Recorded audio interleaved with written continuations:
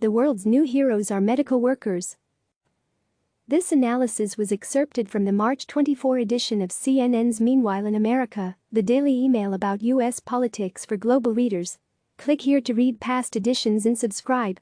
Most big sports events in the U.S. now feature a salute to the troops moment when fans stand to honor a returned service member.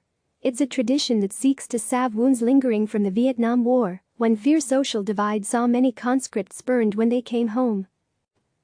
But when the coronavirus pandemic is over and stadiums eventually reopen, troops may have to step aside for new heroes. The doctors and nurses on the front lines of a new kind of war. Americans are just beginning to appreciate the courage and sacrifice of medical professionals, a lesson the people of China, Italy and France have already learned.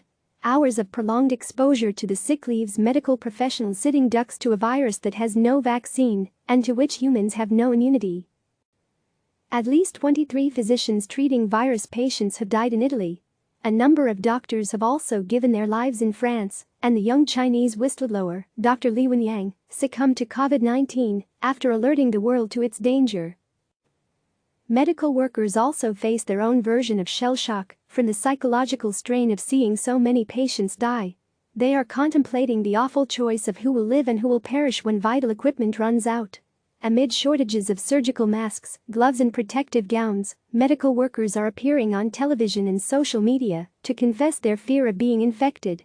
But they head on into the battle anyway. Most people only encounter the skill, empathy and dedication of nurses, doctors, cleaners and other hospital staff when they or a family member fall ill. It can be a revelation. As most Americans retreat into quarantine, the people hurrying into the ICU every day may turn out to be 2020's equivalent of the firefighters and police who rushed into the burning towers of the World Trade Center on September 11, 2001. Click subscribe to receive the latest news.